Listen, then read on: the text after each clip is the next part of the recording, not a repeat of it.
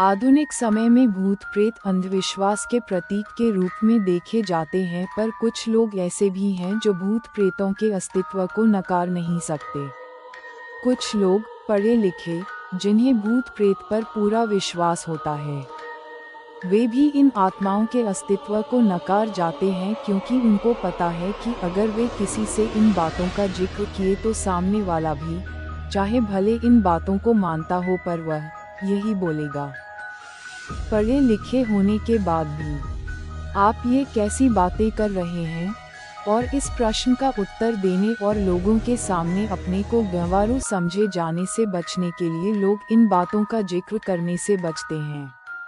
मैं आज यहाँ दो वृत्तांत का वर्णन करूँगा, जिसको सुनने पढ़ने के बाद आपको क्या लगता है अवश्य बताएं। खैर, मैं भी तो भूत प्रेत को नहीं मानता, पर कभी कभी कुछ ऐसी घटनाएं घट जाती हैं कि भूत प्रेत के अस्तित्व को नकारना बनावटी लगता है। बात कोई 15 to 16 साल पहले की है। मैं जिस जगह पर काम करता था वहीं पास में एक फ्लैट किराए पर लिया था। इस फ्लैट में मैं अकेले रहता था, हाँ, पर कभी कभी कोई मित्र संबंधी आदि भी आते रहते थे। इस फ्लैट में एक बड़ा सा हॉल था और इसी हॉल से संबंध एक बाथरूम और रसोई घर। एक छोटे से परिवार के लिए ये फ्लैट बहुत ही अच्छा था, और सबसे खास बात इस फ्लैट की यह थी कि यह पूरी तरह से खुला खुला था। मैं आपको बता दूं कि इस फ्लैट का हॉल बहुत बड़ा था और इसके पिछले छोर पर शीशे जड़ित दरवाजे लगे थे, जिसे आप आसानी से खोल सकते थे। पर मैं इस हॉल के पिछले भाग को बहुत कम ही खोलता था, क्योंकि कभी कभी भूलवश अगर यह खुला रह गया तो बंदर आदि आसानी से घर में आ जाते थे और बहुत सारा सामान इधर उधर कर देते हैं। आप सोच रहे होंगे कि बंदर आदि कहाँ से आते होंगे, तो मैं आप लोगों को बताना भूल गया कि यह हमारी बिल्डिंग एकदम से एक सुनसान किनारे पर थी और इसके अगल बगल में बहुत सारे पेड़ पौधे, जंगली झाड़ियाँ आदि थीं। अपने फ्लैट में से नीचे झांकने पर सांप आदि जानवरों के दर्शन आम बात थी। एक दिन शाम के समय मेरे गांव का ही एक लड़का, जो उसी शहर में किसी दूसरी कंपनी में काम करता था, मुझसे मिलने आया। मैंने उससे कहा कि आज तुम यहीं रुक जाओ और सुबह यहीं से ड्यूटी चले जाना। पर वह बोला कि मेरी ड्यूटी सुबह 7 बजे से होती है, इसलिए मुझे 5 बजे जगना पड़ेगा, और आप तो 7 to 8 बजे तक सोए रहते हैं, तो कहीं मैं भी सोया रह गया तो मेरी ड्यूटी नहीं हो पाएगी। इस पर मैंने कहा कि कोई बात नहीं, एक काम करते हैं, 4 बजे सुबह का अलार्म लगा देते हैं और तुम जल्दी से जगकर अपने लिए टिफिन भी बना लेना, पर हाँ, एक काम करना, मुझे मत जगाना। इसके बाद वह रहने को तैयार हो गया। रात को खा पीकर लगभग 11:30 तक हम लोग सो गए। हम दोनों हॉल में ही सोए थे। मैं खाट पर सोया था और वह लड़का लगभग मेरे से 2 मीटर की दूरी पर चटाई बिछाकर नीचे ही सोया था। एक बात और, रात को सोते समय भी मैं हॉल में 0 वॉट का बल्ब जलाकर रखता था। अचानक लगभग रात के 2 बजे मेरी नींद खुली। यहाँ मैं आप लोगों को बता दूं कि वास्तव में मेरी नींद खुल गई थी, पर मैं लेटे लेटे ही मेरी नज़र किचन के दरवाजे की ओर चली गई। मैं क्या देखता हूँ कि एक व्यक्ति किचन का दरवाज़ा खोलकर अंदर गया, और मैं कुछ बोलूँ उससे पहले ही फिर से किचन का दरवाज़ा धीरे धीरे बंद हो गया। मुझे इसमें कोई हैरानी नहीं हुई, क्योंकि मुझे पता था कि गाँव वाला लड़का ड्यूटी के लिए लेट न हो, इस चक्कर में जल्दी जग गया होगा।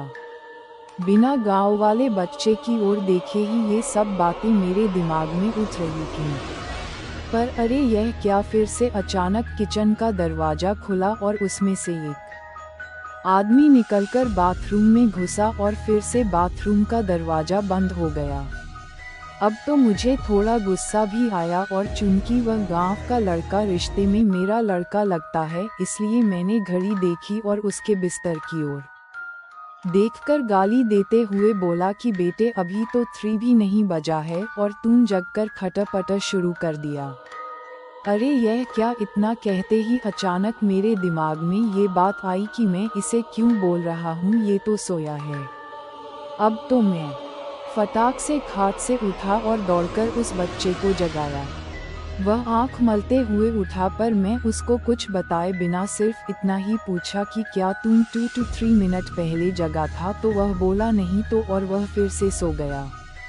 अब मेरे समझ में कुछ भी नहीं आ रहा था। मैंने हाल में लगे ट्यूब को भी जला दिया था। अब पूरे हाल में पूरा प्रकाश था और मेरी नज़रें अब कभी बाथरूम के दरवाजे पर तो कभी किचन के दरवाजे पर थीं, पर किचन और बाथरूम के दरवाजे अब पूरी तरह से बंद थे। अब मैं हिम्मत करके उठा और धीरे से जाकर बाथरूम का दरवाज़ा खोला। बाथरूम छोटा था और उसमें कोई नहीं दिखा। इसके बाद मैं किचन का दरवाज़ा खोला और उसमें भी लगे बल्ब को जला दिया, पर वहाँ भी कोई नहीं था। अब मैं क्या करूँ? नींद भी एकदम से उड़ चुकी थी। इस घटना का जिक्र मैंने किसी से नहीं किया। मुझे लगा यह मेरा वहम था, और अगर किसी को बताऊंगा तो कोई मेरे रूम में भी शायद आने में डरने लगे। इस घटना को बीते लगभग 1 महीने हो गए थे और रात को फिर कभी मुझे ऐसा अनुभव नहीं हुआ। एक दिन मेरे गांव के 2 लोग हमारे पास आए। उनमें से एक को विदेश जाना था और दूसरा उनको छोड़ने आया था। वे लोग रात को मेरे यहाँ ही रुके थे और उस रात मैं अपने एक रिश्तेदार से मिलने चला गया था और रात को वापस नहीं आया। सुबह सुबह जब मैं अपने रूम पर पहुंचा तो वे दोनों लोग तैयार होकर बैठे थे और मेरा ही इंतजार कर रहे थे। ऐसा लग रहा था कि वे बहुत ही डरे हुए और उदास हों। मेरे आते ही वे लोग बोल पड़े कि अब हम लोग जा रहे हैं। मैंने उन लोगों से पूछा कि फ्लाइट तो कल है, तो आज की रात आप लोग कहाँ ठहरेंगे? उनमें से एक ने बोला रोड पर सो लेंगे, पर इस कमरे में नहीं। अरे! अब अचानक मुझे 1 महीना पहले घटित घटना याद आ गई। मैंने सोचा तो क्या इन लोगों ने भी इस फ्लैट में किसी अजनबी आत्मा को देखा? मैंने उन लोगों से पूछा कि आखिर बात क्या हुई, तो उनमें से एक ने कहा कि रात को कोई व्यक्ति आकर मुझे जगाया और बोला कि कंपनी में चलते हैं। मेरा बस वहीं छूट गया है। फिर मैं थोड़ा डर गया और इसको भी जगा दिया। इसने भी उस व्यक्ति को देखा। वह देखने में एकदम सीधा साधा लग रहा था और शालीन भी। हम लोग एकदम डर गए थे क्योंकि हमें वह व्यक्ति इसके बाद किचन में जाता हुआ दिखाई दिया था और उसके बाद फिर कभी किचन से बाहर नहीं निकला और हम लोगों का डर के मारे बुरा हाल था।